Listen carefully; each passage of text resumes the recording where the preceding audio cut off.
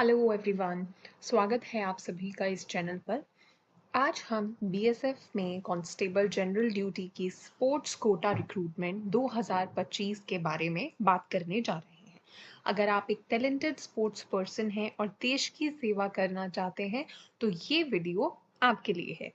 इससे पहले वाली वीडियो में हमने बीएसएफ कांस्टेबल ट्रेड्समैन रिक्रूटमेंट के बारे में बात की थी और ये रिक्रूटमेंट हो जाती है constable general duty sports quota के लिए, जिसमें स्पोर्ट्स पर्सन्स अप्लाई कर सकते हैं। तो चलिए देखते हैं क्या है इस नोटिफिकेशन में। तो देखिए, सबसे पहले इस रिक्रूटमेंट में बीएसएफ ने टोटल 241 वैकेंसीज निकाली हैं और ये वैकेंसीज अलग अलग स्पोर्ट्स डिसिप्लिन्स जैसे archery, athletics, boxing, football, hockey, judo, swimming, wrestling etcetera, इन सभी के लिए है। तो देखिए, ये सभी पोस्ट एक्चुअली ग्रुप सी के नॉन गेजेटेड और नॉन मिनिस्टीरियल हो जाते हैं। और आगे अगर आप देखें तो इनका पे स्केल लेवल 3 का है, जो कि ₹21,700 से लेके 69,100 तक है 7th सीपीसी के हिसाब से। ठीक है, देखिए इसके अलावा आपको सेंट्रल गवर्नमेंट के द्वारा जो सेंट्रल गवर्नमेंट की एम्प्लॉयज को मिलने वाले जितने भी अलाउंसेस हैं वो भी देखने को मिलेंगे। ये वैकेंसीज ऑल इंडिया लाइबिलिटी के साथ हैं। ठीक है, इसका मतलब क्या हो जाता है? इसका मतलब ये है कि आपकी पोस्टिंग पूरे देश में कहीं भी हो सकती है, यहाँ तक कि आपको अब्रॉड भी जाना पड़ सकता है। ठीक है, आगे बढ़ते हैं और एलिजिबिलिटी क्राइटेरिया की बात कर लेते हैं। देखिए, एलिजिबिलिटी क्राइटेरिया को डिटेल में समझना होगा, जो कि क्योंकि इस रिक्रूटमेंट का ये इम्पॉर्टेंट पार्ट हो जाता है। ठीक है, तो सबसे पहले यहाँ पर आप देख सकते हैं एज लिमिट, एजुकेशनल क्वालिफिकेशन और स्पोर्ट्स क्वालिफिकेशन। देखिए, एज इन्होंने मेंशन की है 18 से 23 साल के बीच में। ठीक है, तो देखिए 18 से 23 साल के बीच में होनी चाहिए 1 अगस्त 2025 तक। अगर आप SC/ST कैटेगरी से बिलोंग करते हैं तो आपको 5 साल का रिलैक्सेशन भी दिया गया है और ओबीसी कैंडिडेट्स को 3 साल तक की एज रिलैक्सेशन मिलेगी।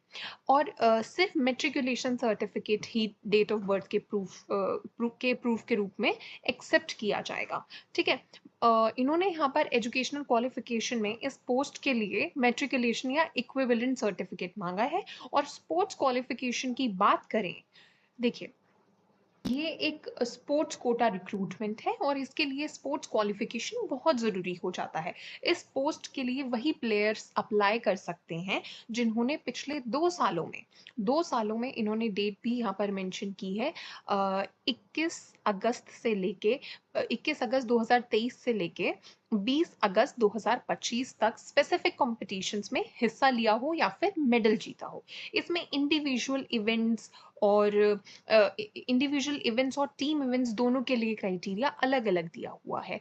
तो जब आप इंडिविजुअल इवेंट की बात करेंगे जो इंटरनेशनल या नेशनल होगा, उन प्लेयर्स को कंसिडर किया जाएगा जिन्होंने पिछले 2 सालों में किसी इंटरनेशनल स्पोर्ट्स इवेंट में इंडियन टीम के मेंबर के रूप में पार्टिसिपेट किया है या मेडल जीता है, या फिर नेशनल गेम्स या फिर चैंपियनशिप्स में मेडल जीता हो। वहीं टीम इवेंट्स की जब बात करें इंटरनेशनल और नेशनल, तो टीम इवेंट में उन स्पोर्ट्स पर्सन को कंसिडर किया जाएगा जिन्होंने नेशनल गेम्स और चैंपियनशिप्स में कोई मेडल जीता हो और वो टीम के प्लेइंग मेंबर रहे।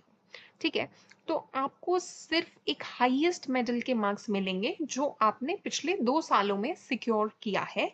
और मार्क्स का distribution Olympics, world championship, Asian games, national games जैसे कॉम्पिटिशन्स के लिए अलग अलग होगा। ठीक है, और उसको आप डिटेल में इसमें देख सकते हैं।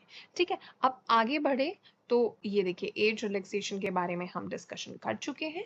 आगे जब आप देखेंगे तो आपको देखने को मिलेगा फिजिकल स्टैंडर्ड्स। तो फिजिकल स्टैंडर्ड्स में इन्होंने हाइट, चेस्ट और विजन, इन सब का क्राइटेरिया दिया है। तो देखते हैं। देखिए, हाइट सबसे पहले मेल कैंडिडेट्स के लिए मिनिमम हाइट 170 सेंटीमीटर है, वहीं फीमेल कैंडिडेट्स के लिए हो जाती है 157 सेंटीमीटर। और रिजर्व कैटेगरीज और कुछ स्पेसिफिक एरियाज के कैंडिडेट्स को हाइट में रिलैक्सेशन भी दी गई है। जब हम चेस्ट के क्राइटेरिया की बात करते हैं तो इसमें ये हाइट का क्राइटेरिया आप देख सकते हैं, और चेस्ट में सिर्फ मेल कैंडिडेट्स के लिए होगा बिना फुलाए 80 सेंटीमीटर, और मिनिमम एक्सपेंशन 5 सेंटीमीटर होनी चाहिए। रिजर्व कैटेगरीज के लिए भी चेस्ट में रिलैक्सेशन है। वहीं इन्होंने विजन का भी क्राइटेरिया बताया हुआ है, ठीक है।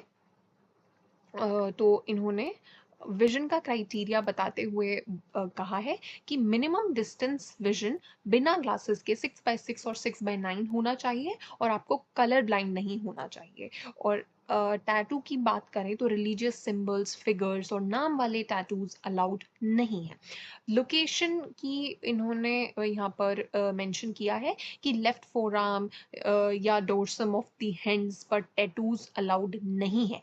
साइज की बात करें तो अगर जो टैटू है वो बॉडी पार्ट के 1/4 से कम में होना चाहिए। तो आप ये एलिजिबिलिटी बहुत केयरफुली पढ़ लें, ठीक है। अब आगे हम इस रिक्रूटमेंट में बात करते हैं सिलेक्शन प्रोसेस के बारे में, किस तरीके से आप अप्लाई करेंगे। देखिए, इस रिक्रूटमेंट में कोई भी रिटन एग्जामिनेशन नहीं होगा। सिलेक्शन का प्रोसीजर कुछ इस प्रकार है। सबसे पहले डॉक्यूमेंटेशन के स्टेज में आपके पास सभी ओरिजिनल डॉक्यूमेंट्स होने चाहिए और स्पोर्ट्स सर्टिफिकेट होने चाहिए जिनको चेक किया जाएगा। उसके बाद आपका पीएसटी यानी फिजिकल स्टैंडर्ड टेस्ट कंडक्ट किया जाएगा, जिसमें हाइट, चेस्ट, वेट वगैरह चेक किया जाएगा। फिर होना है आपका डिटेल्ड मेडिकल एग्जामिनेशन, जिसमें आपका मेडिकल टेस्ट कंडक्ट होगा। देखिए, अब एप्लीकेशन की बात करें तो आप सिर्फ ऑनलाइन एप्लीकेशंस ही एक्सेप्ट की जाएंगी, ऑफलाइन एप्लीकेशन रिजेक्ट हो जाएंगी। और इसकी डेट 25 जुलाई से 20 अगस्त तक है, और इनकी ऑफिशियल वेबसाइट पर जाकर आपको फॉर्म फिल करना है। और एप्लीकेशन फ़ी की अगर हम बात करें तो जनरल या अनरिजर्व्ड कैटेगरी और ओबीसी मेल कैंडिडेट्स के लिए ₹147.20 देखने को मिलती है। वहीं फीमेल कैंडिडेट, एससी और एसटी कैंडिडेट्स के लिए फ़ी की छूट दी गई है, ठीक है। तो बाकी जो भी इसमें सिलेक्शन प्रोसेस क्राइटेरिया है, मैं आपको सजेस्ट करूंगी आप सभी क्लॉजेज और प्रोविजंस एक बार खुद जाके गो थ्रू करें और डिटेल में पढ़ें, ताकि आपको कोई डाउट ना रहे। तो ये था BSF constable general duty sports quota recruitment 2025 की जानकारी। अगर आप मेरिटोरियस स्पोर्ट्स पर्सन है तो इस मौके को बिल्कुल मत छोड़िए। अगर आपको कोई भी डाउट है तो कमेंट सेक्शन में आप पूछ सकते हैं। All the best to you all. अगर आपको वीडियो पसंद आया है तो please do like it, share कीजिए और चैनल को सब्सक्राइब कीजिए। मिलते हैं अगले वीडियो में।